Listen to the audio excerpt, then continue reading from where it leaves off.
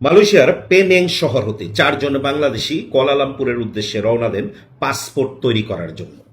যদিও তাদের কাছে পুরনো পাসপোর্ট আছে এবং সেই পাসপোর্টে মেয়াদও আছে, কিন্তু কথা হচ্ছে ফইরার কথা মতো ফইরা তাদেরকে বুদ্ধি দিছে, যতক্ষণ না আপনার কাছে নতুন পাসপোর্ট থাকবে ততক্ষণ মালয়েশিয়ায় যদি বৈধকরণ দেয় আপনি বৈধ হতে পারবেন না। যথারীতি ফইরার কথা মতো পেনেং শহর থেকে কুয়ালালামপুরের উদ্দেশ্যে রওনা দেয় এবং ইএসকেলে পৌঁছায়। ইএসকেল থেকে তারা তাদের পাসপোর্টের কাজ সম্পূর্ণ করে এবং রাতে টিবিএস বাস স্ট্যান্ড থেকে পুনরায় পেনেং যাবার উদ্দেশ্যে রওনা দেয়। ইপো যেতে যেতে এক রোড ব্লকে বাসের থেকে ইমিগ্রেশন পুলিশ এই চারজন বন্ধুকেই আটক করে। 6ই আগস্ট পারাক ডিস্ট্রিক্টের লাংকাপ ক্যাম্পের ম্যাজিস্ট্রেট কোর্টে এই চার বন্ধুকে তোলা হয় এবং তাদেরকে সাজা শোনানো হয় 12 মাসের জেল, অন্যথায় 10,000 টাকা জরিমানা, যেটা মালয়েশিয়ার টাকা।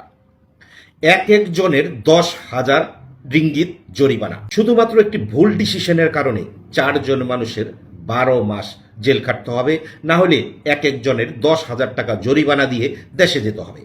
ফইরার কথা শোনার কারণে তাদের সাথে দেখা করতে আসা তাদের বন্ধুর সাথে যখন আমরা কথা বলি, আমরা জানতে পারি এই প্রতিটা ব্যক্তির পাসপোর্ট আছে এবং প্রতিজনের পাসপোর্টে 2 থেকে 3 বছরের মেয়াদ আছে, কারণ তারা কেউ ট্যুরিস্টে আসছে, কেউ বা কলিং ভিসায় পালাইছে।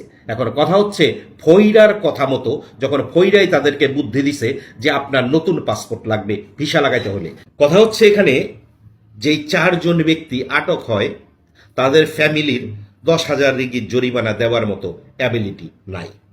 এখানে মালয়েশিয়াতে অনেক বাংলাদেশি আছেন, অনেকে বর্তমান সময়ে অপেক্ষায় আছেন মালয়েশিয়া কি বৈধকরণ দিবে কিনা, এবং বৈধকরণ দিলেই আমার নতুন পাসপোর্ট লাগবে।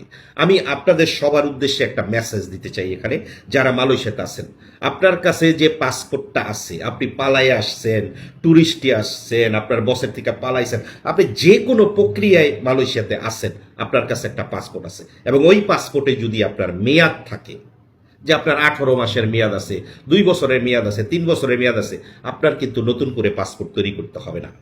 মালয়েশিয়ার সরকার যদি বৈধকরণ দেয় এবং সেই বৈধকরণ প্রক্রিয়ায় যদি আপনার নাম আসে যে আপনি যেই অপরাধ করছেন সেই অপরাধটা তারা সাধারণ ক্ষমা হিসাবে দেখবে, সেই ক্ষেত্রে কিন্তু আপনি ভিসা পাবেন, আপনার নতুন কোনো পাসপোর্ট লাগবে না। আপনি মালয়েশিয়ার 10টা নতুন পাসপোর্ট বানান, আপনি যে মালয়েশিয়ায় ফিঙ্গারপ্রিন্ট দিচ্ছেন ইমিগ্রেশনে, সেটা কি মুছতে পারবেন? আপনি 10টা পাসপোর্ট বানালেও কিন্তু আপনি আপনার ফিঙ্গারপ্রিন্ট কিংবা আপনার নামে যে মামলা আছে সেই মামলাও আপনি মুছতে পারবেন না। যারা কুয়ালালামপুরের উদ্দেশ্যে প্রতিদিন আসতেছেন, ভিড় জমাইতেছেন পাসপোর্ট অফিসগুলিতে যে আমার পাসপোর্ট তৈরি করতে হবে, মালয়েশিয়ায় বৈধকরণ দিবে, তাদের উদ্দেশ্যে বলবো ডক্টর মোহাম্মদ ইউনূস 3 দিনের সফরে মালয়েশিয়াতে আছে, আজকে পর্যন্ত মালয়েশিয়াতে বৈধকরণ নিয়ে কোনো কথা হয় নাই। উনি যেই উদ্দেশ্য নিয়ে আসছে সেইটাই কথা বলছে, যে 5টা উদ্দেশ্য। কাজী যারা বৈধতার জন্য নতুন পাসপোর্ট তৈরি করতেছেন, বসের কাছ থেকে পালাইছেন পাসপোর্ট নিয়ে, আপনার কাছে একটা পাসপোর্ট আছে, তারপরও ভাবতেছেন আবার নতুন পাসপোর্ট তৈরি করবেন, এমন একটা সময় আসবে যে এই যে 4 বন্ধুর কথা বললাম ওনাদের মতো আপনিও ভিতরে থাকবেন। পাসপোর্টের যদি মেয়াদ থাকে আর মালয়েশিয়ার সরকার যদি বৈধকরণ দেয়, আপনি যদি সেই আওতায় পড়েন যে আপনার ব্ল্যাকলিস্ট বৈধতা দিবে, আপনার লারিমাজিকান বৈধতা দিবে, সেই ক্ষেত্রে আপনিও বৈধতা পাবেন। কাজী অযথা পাসপোর্ট তৈরি করে সময় নষ্ট করবেন না, অযথা পাসপোর্ট অফিসগুলিতে ভিড় জমাবেন না। ভালো থাকবেন।